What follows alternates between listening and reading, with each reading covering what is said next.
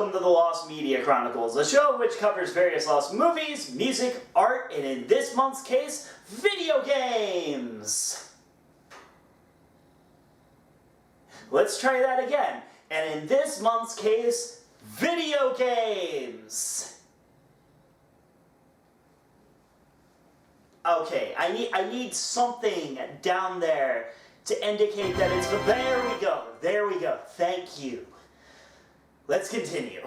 That's right, I'm doing it again this year. Every episode of this month will be video game related, so ready yourselves, we're starting off with a doozy. Today we'll be discussing a Nintendo console that has an entire library of unreleased games. We love Nintendo for its classic consoles like NES, N64, and the Wii. It's hard to believe that the company has had its fair share of blunders. From its troubled peripherals, to good but poorly marketed systems, to terrible game ideas. None of these failures are quite as monumental as the Virtual Boy. For the unfamiliar, in 1995, video games were on their way to a new generation. Two-dimensional graphics were out the door and in came 3D polygons and new perspectives. People thought the next big leap for the generation was virtual reality. Many companies took a jab at it, from mall kiosks that failed to please, to simulation thrill rides that are still popular today. In order to push their games into the third dimension, Nintendo started work on two different projects. First was Project 64, which eventually became the Nintendo 64. Then there was what eventually became the Virtual Boy. Nintendo wanted a virtual reality simulator of sorts and turned to Gunpei Yokoi, designer of the Virtual Boy and Game & Watch. Yokoi was trusted by the company as he'd been with them for over 30 years. The idea was to have a stereoscopic 3D system by having two separate screens being seen by each eye during gameplay. This was supposed to emulate a 3D effect without the need for glasses. To keep costs down, they went with a monochrome red-on-black colors for the system. The system was rushed onto Japanese store shelves on July 21st, 1995, due to Project 64 being delayed for another year. Nintendo wanted the system out early to keep consumer interest, since the Super Nintendo's popularity was dying in the wake of systems like Sony's PlayStation. The Virtual Boy sold terribly due to the red-on-black graphics causing eye strain, the lack of multiplayer gameplay, and overall bad marketing. It was discontinued after less than a year in both the US and Japan.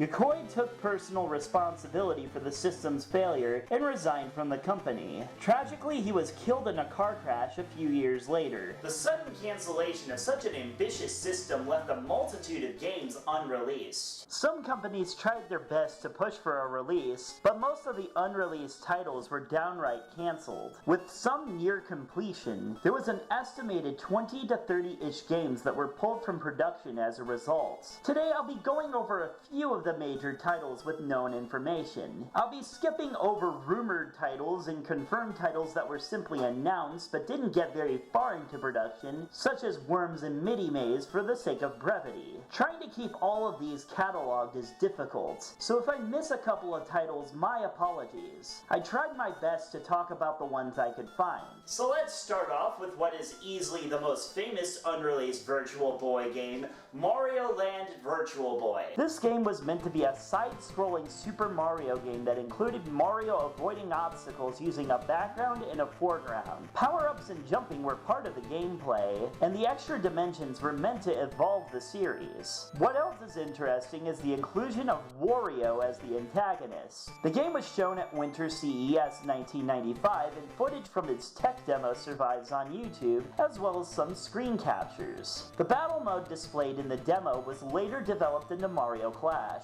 Next we have Goldeneye 007. For fans of the classic Nintendo 64 game, don't get too excited. This wasn't a first-person shooter, but an action racer. Rare was rumored to be part of the production, but they have since shot down these claims. It was more than likely produced by Nintendo themselves, as they held the rights to the James Bond games at the time. Aside from the interesting differences, not much else is known about the title, and only a couple of screenshots screenshots survive. Next is a Doraemon game. This was a side-scroller with some 3D elements. Doraemon's friends were captured by ghosts, and it was up to him to save them by riding roller coasters and bungees. It featured 5 playable characters with unique attacks. Of this game, only a few screenshots exist. Next is the Starfox Virtual Boy game / tech demo. This was shown at Winter CES 1995 with some familiar Starfox graphics and is thought to be an extension of Starfox 2.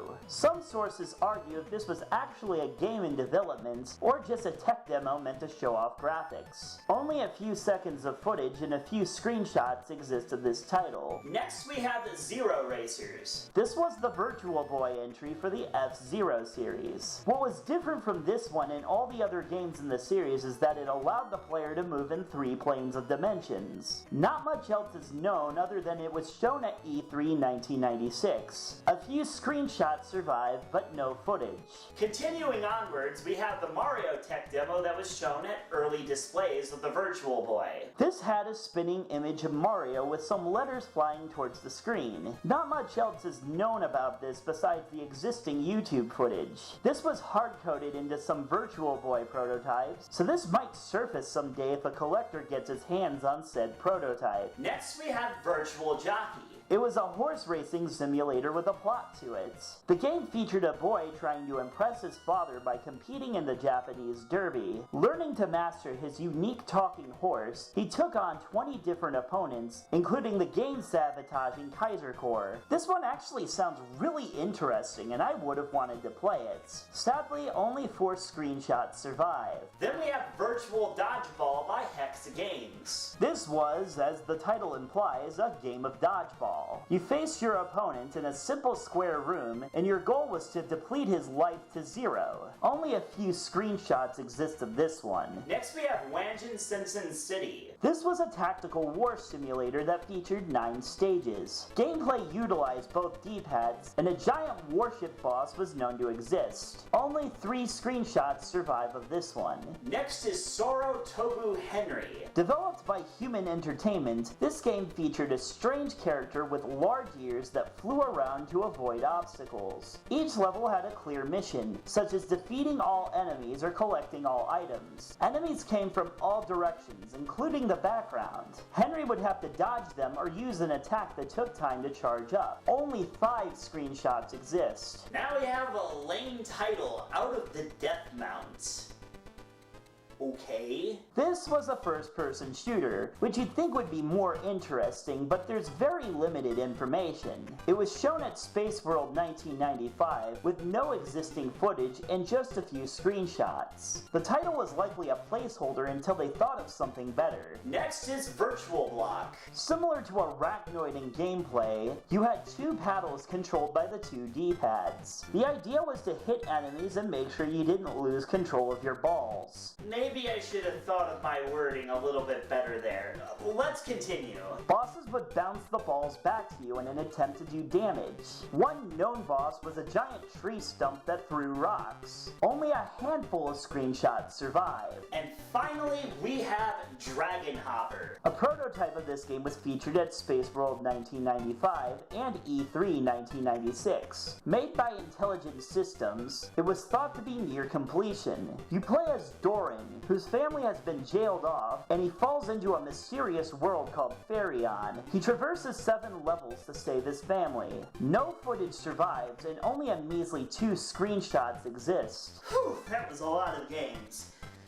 So, what is the likelihood that any of these games will see release? Well, to tell the truth, it's not very likely. Virtual Boy emulation is difficult, though some emulators have been developed. What's really interesting is that 2 of these games have already surfaced, Bound High and the Japanese version of Faceball. I'm honestly surprised that some of these games never found themselves onto other systems, since some had unique concepts. It would be a stretch to say that these games are of historical importance, seeing as the system was a disaster and is just looked at as a novelty of the mid-1990s. Maybe someday there will be a ROM dump of these games, but until then they remain an interesting footnote in the world of lost media. That about does it for today's episode. Join us next week when we discuss another Nintendo property. See you later.